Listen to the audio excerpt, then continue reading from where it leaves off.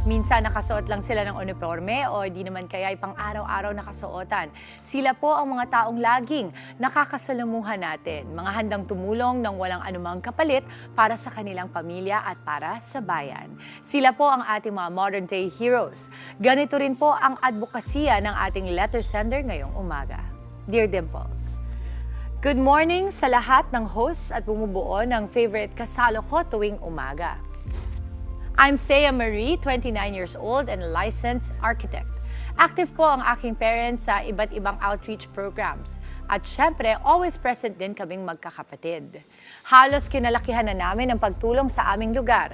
Feeling ko para na rin kaming nagiging bayani in our own little ways. Masarap sa pakiramdam ang makatulong ng walang kapalit. Parang kahit papano, napapalaya mo ang ibang tao sa kahirapan kahit saglit lang. Pero ngayong busy at focus na ako sa aking career, nahihirapan na akong pagsabayin ito. Ano ba ang dapat kong gawin, Ate Dimples? Best regards, Thea Marie ng Quezon City. At para sagutin, Thea Marie, ang iyong katanungan at magbigay inspirasyon sa iyo kasama natin, si Ma'am Lorraine, isang flight attendant and Philippine Navy reservist. Good morning, Ma'am Lorraine, and welcome to Good Morning, Kapatid. Good morning, Ma'am Dimples. At gusto ko din batiin ang taga Cebu, maayong buntag, Maayong buntag sa mga taga Cebu, taga Visayas. So, you flew all the way from Cebu, Ma'am? Yes, Ma'am Dimples. Kahapon, we just arrived from Cebu. So, ikaw daw, before you became a Philippine Navy reservist, you were a flight attendant and you still are. Yes, ma'am. Okay, so tell us more about your journey into becoming a reservist. Kasi yung pagiging flight attendant is also very busy. Ano, 'di ba? Marami rin yung ginagawa when you have flights, dire-diretso. Ano yung naging proseso, bakit ginusto mong maging parte ng Philippine Navy?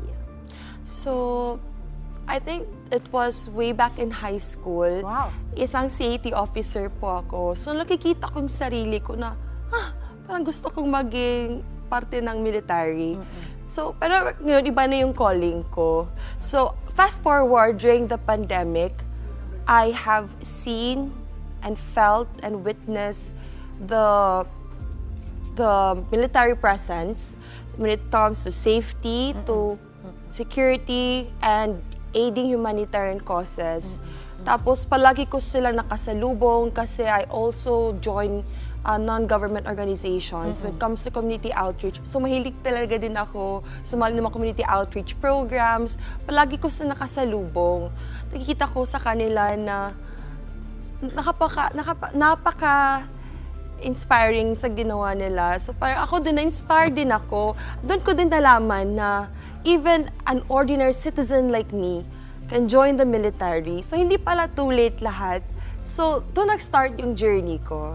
Kasi buti you pointed out, no, Ma'am Lorraine, na kasi marami ang nag-aakala na kailangan at a very young age, you get into the army, you get into the Navy, at may mga kailangan lang na, okay, ito lang yung kailangan mong gawin. But this time kasi, we see more and more of our Filipino citizens doing this with you, being just like you. In fact, marami ako mga artistang, mga colleagues na have already joined being a reservist. But ano pa talaga ang ibig sabihin ng pagiging Philippine Navy reservist or reservist? So, a reservist is a member po kami na armed forces.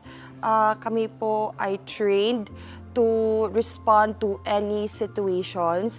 Actually, civilian lang po talaga kami. Like you and me, we're all civilians. But we have a unique role. We carry a dual role in serving the civilian and also the military. So, we also symbolize na kahit hindi ka mag-pursue ng military profession, pwede ka pa din sumali sa military. Anong klaseng training ba ang pinagdadaanan ng isang reservist? We do a lot of trainings, especially we have basic first aid training, aside sa military aspect, which is arming, disarming of our weapons. We also do marksmanship, firing. May humanitarian side din kami, which is yun nga, basic first aid. We also do disaster emergency assistance response training, kung saan, kung may mga disasters coming in, parang kami makapag-responde din kami. and so on. So parang experience sa amin kung ano yung buhay ng isang military. What were the biggest challenges for you coming into becoming a Navy reservist? Kasi I'm sure na hindi ito madali. Kasi while it is available for civilians like ourselves, I'm sure yung kakaibang training, rigorous yan, meron yan physical training, physical examination. What were the biggest challenges for you? Kasi ikaw, tinitingnan pa lang kita, matikas ka na eh. Yung alam mo nang, kasi pag ako pumasok doon, baka lalampa-lampa ako. So ano ba yung parang, sa akin feeling ko, ang magiging challenge is really more physical. But any other big challenges that you went through, or kung hindi man ikaw, yung mga kasabayan mo? I think the biggest challenges that I've experienced was really during my training, bago po ako graduate, because isa lang talaga akong civilian, wala talaga akong alam kung ano yung buhay ng isang military. So, doon pa lang parang pina-experience kami kung anong buhay nila sa bukid, ano yung mga training nila. They have to wake up natin. at early. Yes, doon pa sa How early ang waking up? How early? As early as 2 a.m. Wow. Ganon talaga. So, parang sanay na ako na gumising ng early morning. And then, early morning pala mag-calisthenics na kami. So, we have to jog, we have to do exercises. Talagang yung disiplina mo is more than just physical, but you really have to be resilient and determined. Kasi pag hindi, mental yung training. Yes, mental talaga yung training. Kasi may iba talaga gusto na sumali, pero nag-stop sila in the middle kasi nahihirapan na sila. Yeah. So, you really have to pursue. If you really want to join the reservist, gusto mo, may puso ka sa bayan, maglingkod sa bayan, palagpasan mo talaga yun. Oo, that's right. So, because itong letter sender natin, si Thea Marie, sinasabi niya na she's also very busy now. And just like you, ang very inspiring sa kwento mo is that you're also a flight attendant. That means you have something else that you are doing outside of being a reservist. So, paano mo napapagsabay yun? Kasi very time-consuming yung pagiging reservist, but also time-consuming din yung pagiging flight attendant. Paano mo nababalanse yung oras mo? Buti na lang, Ma'am Dimples, na nauna po yung training ko as a Navy reservist. And then, bago pa ako naging flight attendant. So, I actually have an interesting story I wanted to share. Kasi during my graduation as a reservist, I also passed my interview as a flight attendant. Wow! So, parang it was coinciding with each other. Sabay! Okay. So, parang the morning, I passed my interview. Tapos, after, parang 1 hour na lang, graduation ko na. So, I have to change to my uniform para mag-attend sa graduation ko. So parang it's like hitting 2 birds in one. So sabi ko, Lord, I'm so blessed. Thank you talaga. Parang it was all weaved out for me. So in terms of pinagsabay ko, I really balance. It's all about time management. Magrespeto naman yung military sa time ko as a civilian. Yeah. So pag may day off ako, tapos may activity yung Navy, so masali talaga ako sa Navy because I know it's very lenient naman sila in terms of the time. No? Yes, they're very lenient. After, I guess after ng training. Kasi kung training time, syempre yun talaga. Yes, required. Ma'am Lorraine, ito na lang. Siguro last question for me because it is Independence Day.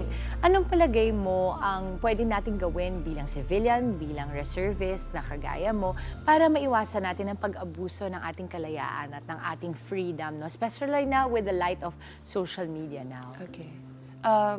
Gusto sana ko i-share, Ma'am Dimples, at sa ating mga viewers that the Armed Forces of the Philippines has launched an awareness campaign for the West Philippine Sea. It's called MULAT, and it has 3 main objectives, which is alamin, ipaglaban, at suportaan. Alamin is to stay informed. Huwag po tayong basta-basta maniwala sa nakikita natin on social media. Dapat maging alert and vigilant po tayo. Counter misinformation. And of course, always do fact checks bago po tayo maniwala. Kalawa is ipaglaban. Hindi naman kailangan na sa gera talaga tayo makipaglaban. It's more on we rally to our patriotic sentiment, no? And lastly is suportaan. Suportaan po natin ang ating mga AFP personnel. Kung may nakikita kayo, may nakasulubong kayo, sana naman po, even simply by saying, thank you for your service, salamat sa iyong serbisyo. Doon pa lang, I tell you, yung puso nila tataba. It's one way to boost the morale of our soldiers. Hindi po madali pinagdadaanan nila. I agree, and because ikaw talaga, you were able to see this firsthand because you were able to dip your feet into that as well. no? Yes, parang mas tumaas na yung respeto ko sa nila after the experience. That's right. It's a beautiful, beautiful time. Maraming salamat. You are the best spokesperson for today's episode of Dear Dimples. Salamat. Any advice you have for Thea Marie na lang? Ma'am Thea Marie, kung nanood ka man today, number one po, saludong-saludo po ako sa inyo kasi may mabuti po kayong puso at inyong pamilya. At yung payo ko po sa inyo is, don't stop helping. Don't stop helping. At this time and age, we need more people like you. So, sana naman, if busy na kayo, try to help other people in your own way. It doesn't have to be with your family. You can also join NGO or mga community outreach program, madami po dyan. You can always join. Or kung gusto nyong iangat ang yung serbisyo, you can always join the Navy reservist. Yes. Our doors are wide open po. At sa lahat ng nanonood po. So, maraming salamat Maraming po. salamat, Ma'am Lorraine. Any social media accounts we can watch out for from you? Okay, so if you want to follow me and my journey as a flight attendant at Philippine Navy Service or buhay ng mga pusa ko, you can follow Life of Kat and Yuki on TikTok. And also, i-plug in ko na lang din po yung Facebook page ng aming Naval Reserve Command. So just type in on Facebook, Naval Reserve Command po, and like our page to follow more updates on the reservist. Maraming salamat, Ma'am Lorraine. And again, from all of us here at Good Morning Kapatid and Thank you TV5 po. and News 5, thank you for It's your an honor, service. Ma'am Dimples. Thank you so much. You're so glowing today. Ay, salamat po. Pag Navy Reservice pala nagsabi at kapwa maganda, nakakakilig lalo. At yun, ma'am. Thank you so much. Salamat. Abangan ang mga susunod pang kwento na inspirasyon, pangarap at laban sa buhay dito lamang po sa Dear Dimples. Mga kapatid, Dimples Romana po, kumpletuhin ang inyong umaga ng mga kwentong puno ng inspirasyon. Salubungin po ang bawat araw ng may ngiti at pag-asa. Kaya't mag-subscribe na po at mag-follow na sa aming social media pages ng News 5.